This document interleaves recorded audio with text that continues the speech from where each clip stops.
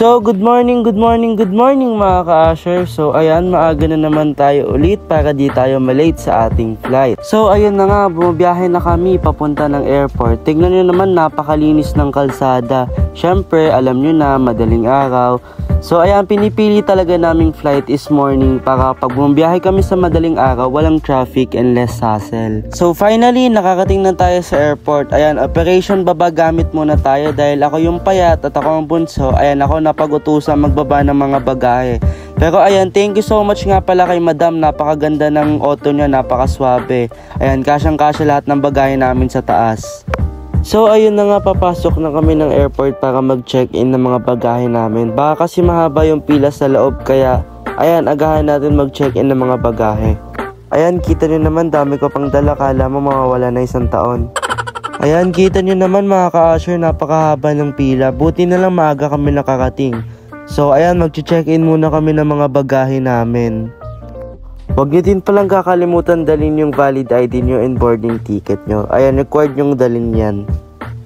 So dahil tapos na kami mag-check-in at okay na yung mga bagahe namin at mahaba pa naman yung oras namin, ayan, may time pa kaming kumain, kaya ayan, samahan nyo kami pumanig sa taas. Ayan mga ka-Asher, marami namang kainan dito sa airport, like mga fast food like Jollibee, McDo, Chowking, KFC, ayan, 7-Eleven, Wendy's. Ayan, madami pa kayong pwedeng kainan na fast food and restaurant dito sa may airport. So ayan mga ka-Asher, napili namin kakainan namin is dito sa may 7-Eleven dahil kakamihan sa amin ay gusto magkape and gusto din kasi namin matikman yung ginawa ni Mami Gemma ang egg sandwich kung masarap nga ba talaga. So tara, ayan, samahan nyo kami magkape. Ayan guys, tikman natin yung ginawa ni Mami egg sandwich, masarap nga ba talaga. Tikman natin live. Gusto natin malalaman masarap ka ba talaga yung mga egg sandwich. Delicious. Sarap na, sarap na eh. Sarap guys, sarap. Okay. After namin kumain at magpalipas ng oras, ayan, dediretso na kami sa may domestic entrance. Yan guys, nandito na kami sa domestic entrance. Ayan, dito kami mag-check ng mga luggage din, yung mga hand carry. Tara. Ayan, bago muna kami makapasok sa loob ng domestic entrance, dadaan muna kami sa may mga sensor kung saan si-check din yung mga hand carry na dala-dala namin if kung ano yung mga laman nun. Lalo na yung mga pinagbabawal na illegal tools and equipment. So ayan guys, nakapasok na kami dito sa my domestic entrance. So ayan, dito mag-wait na lang muna kami sa gate number namin. Ayan, kasi makikita nyo dito yung gate number nyo. So ayan, yung sa amin kasi wala pa sa Palawan. So hintayin na lang muna namin. So dito sa loob guys, may mga kainan pa rin naman, pero yung iba kasi mostly naghihintay na lang dito sa labas kumakain. Para pagdating nila dito, maghihintay na lang sila. Ayan, madaming upuan sa loob na pwede pag-stayan. Ayan no, kala nyo meeting di Avanza, wala pa sa Palawan, bumabangka na si mama.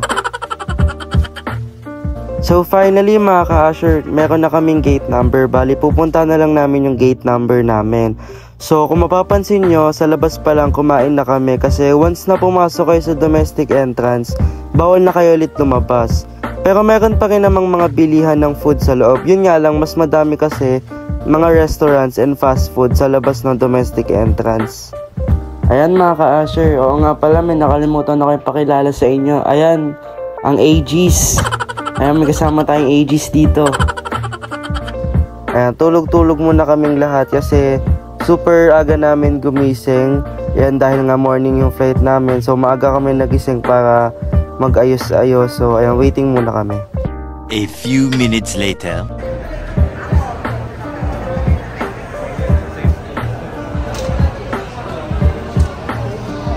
So ayan mga ka-Asher, boarding na kami. Ayan, after ng mahabang paghihintay, ayan, boarding na kami. So kita nyo naman, ang dami kaagad pumila. Ayan, dahil yung plane namin ay malayo sa amin and nasa kabilang side pa, and medyo malayo pag nilakad namin. So ayan, para sa convenience sa mga pasahero, ayan, may pabos si Cebu Pacific. Kaya ano pang hinihintay nyo? Arat na! Ayan, medyo crowded yung bus kasi madami kami, pero okay lang din naman kasi saglit lang yung biyahe papunta sa may plane. So kasi naman maglakad kami, ayan, mas okay na yung nakatayo sa bus.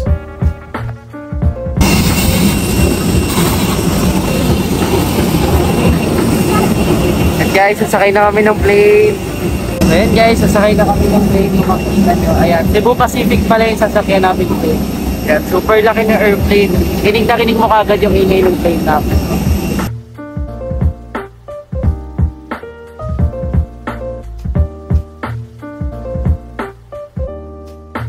So ayan mga ka-Asher, papanig na tayo ng airplane. So ayan, kita nyo si nanay, picture pa rin. Syempre, picture is life.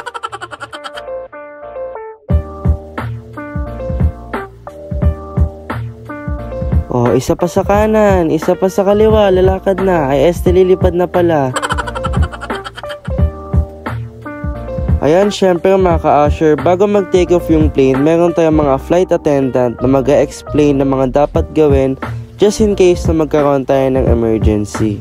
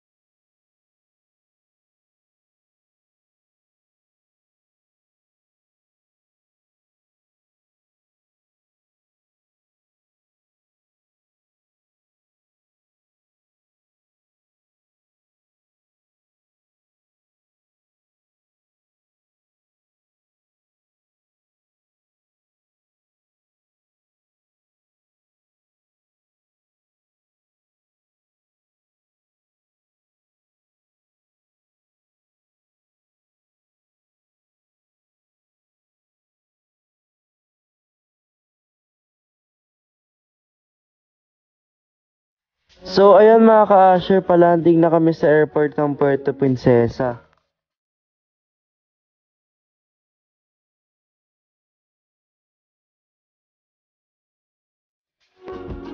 Ayun no, touchdown sa may Puerto Princesa Airport.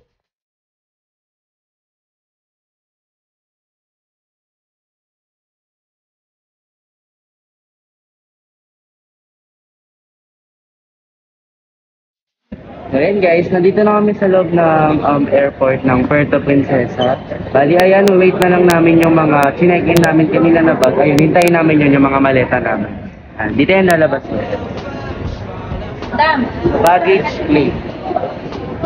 So ayan mga ka-Asher, kumuha lang kami ni Ate Ian ng pushing cart dahil nga medyo madami-dami yung mga bagahe namin. Ayan, dyan namin ilalagay para isang tulakan na lang. So dapat medyo matalas and mabilis yung mata nyo pag nandito kayo sa may baggage claim para makita nyo kaagad yung mga bagahe nyo and hindi kayo malagpasan kasi syempre dagdag abala pa yun pag nalampasan kayo ng bagahe nyo. So ayan, nakuha na namin yung mga bagahe namin. Ayan, kitang-kita nyo naman super dami naming dala. Ayan, nandito na tayo sa labas ng airport. Akala nyo nido kaagad no? Hindi, ayan, babiyahe pa kami ng 6 hours para makapunta kami ng El Nido. So ayan guys, pupuntahan na namin yung van na maghahatid sa hotel namin. So ayan, medyo mahabang-habang biyahe yung gagawin. Kakalpa muna tayo. Saan? At ang hali daw.